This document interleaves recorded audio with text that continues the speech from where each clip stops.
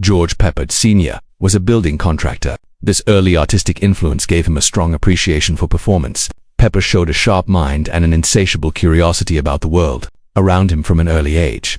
But he didn't understand that acting was his genuine vocation until he had served in the military. Peppard joined the USMC after graduating from Durban High School, where he proudly served and cultivated the austere discipline that would eventually come to define his acting approach. After serving in the military, he attended Purdue University for his further schooling before going to Carnegie Institute of Technology, which is now Carnegie Mellon University, to study acting. Peppard refined his skills there by being fully involved in stage work and mastering the nuanced craft of character development. His early theater training was crucial in providing him with the groundwork and self-assurance he needed to successfully negotiate the cutthroat world of acting. Before switching to television and film in the late 1950s, Peppard started his professional career in theater, appearing in off-Broadway productions and regional plays. He played the sensitive and slick writer, Paul Varjak, in the iconic romantic movie Breakfast at Tiffany's, co-starring Audrey Hepburn, in 1961. This was his breakthrough performance. With his stunning good looks, soft voice, and subtle charm, Peppard was solidified as one of Hollywood's most promising leading men. In addition to propelling Hepburn to global audiences found him fascinating and approachable since he was frequently portrayed as the smart, self-assured, yet emotionally complex hero. During the 1960s, Peppard's career took off. He starred in several well-known films, such as Operation Crossbow 1965, How the West Was Won 1962, and The Carpetbaggers 1964. Each one demonstrates his range as an actor who can combine tenderness and ruthlessness. One of his most distinctive roles was that of the Carpetbaggers. His depiction of the aspirational aviation magnate Jonas Cord cemented his status as a serious dramatic actor and earned him comparisons to Howard Hughes. But Peppard never let his fame get to him. He was well known in Hollywood circles for his strong ideas and perfectionism, which frequently caused him to dispute with producers and directors. Peppard's dedication to his work and professionalism never faltered, even in the face of sporadic disputes behind the scenes. He had a smooth transition into television in the 1970s, when he experienced newfound success. He played Thomas Banachik, a dapper, smart, and independently wealthy Polish-American investigator who solved impossible cases, in the ingenious detective series Banachek 1972 to 1974, which is one of his most memorable TV roles. Peppard's portrayal of the cool and selfish Hid Banachek became famous as the show became popular, growing his fan base and demonstrating his versatility in a variety of media. However, George Peppard's portrayal as Colonel John Hannibal Smith in the popular action-adventure television series, The A-Team from the 1980s, is what many viewers of a subsequent generation most cherish about him. Peppard's portrayal of the quick-witted commander of the mercenary organization in The A-Team, which debuted in 1983 and quickly became a cultural phenomenon, was both heroic, hilarious, and incredibly charismatic. His well-known slogan, "I love it when a plan comes together," became a staple of popular culture and represented Peppard's unwavering ability to confidently and charmingly enthrall audiences. He was regarded behind the scenes as a consummate professional who brought order and gravity to the set, especially when it came to keeping his younger co-stars in line.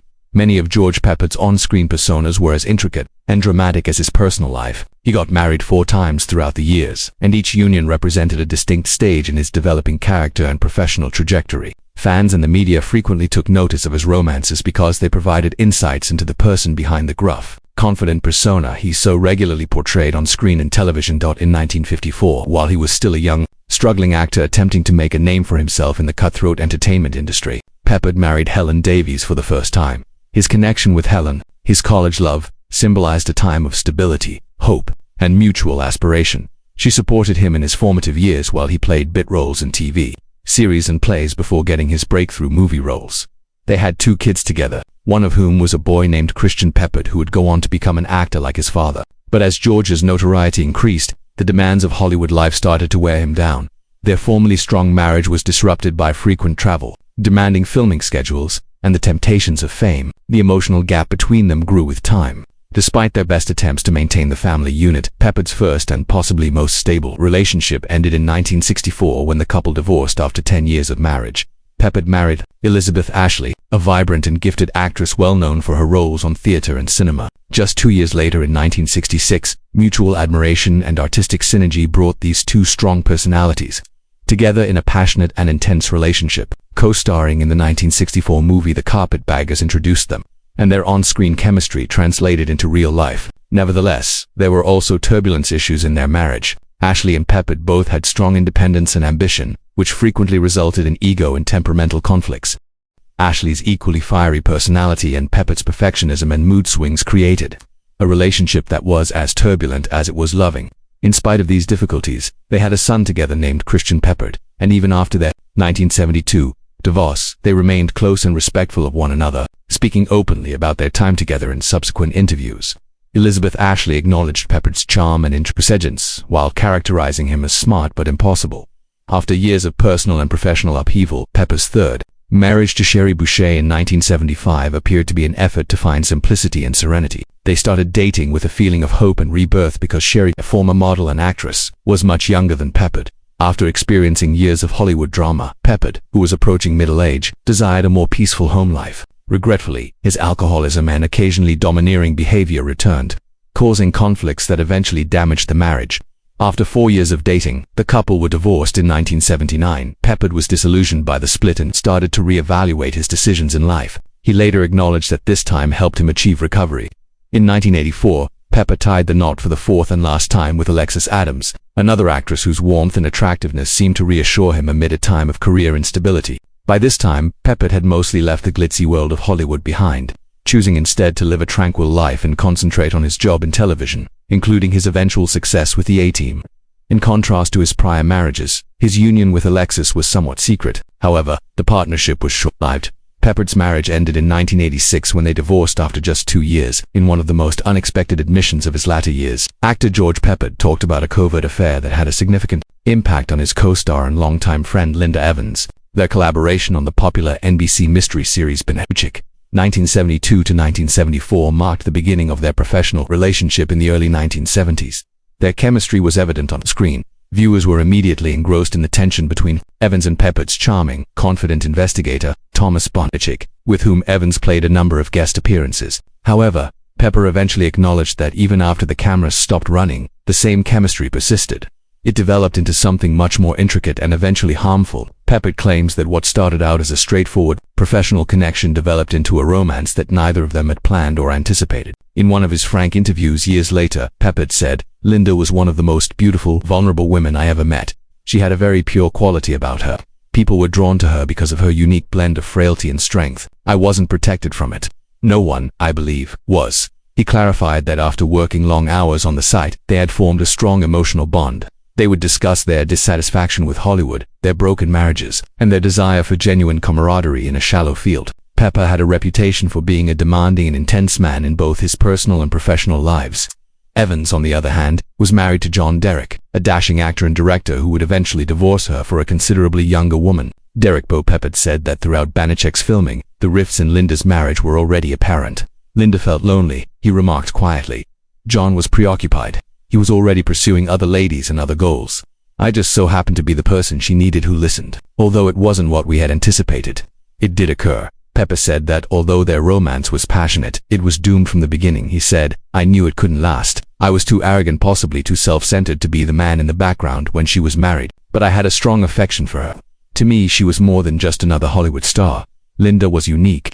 He remembered how, in order to avoid the rumors and attention, they would spend the evenings conversing in the quiet nooks of eateries or spending hours driving outside of Los Angeles. However, secrets rarely remain buried for very long.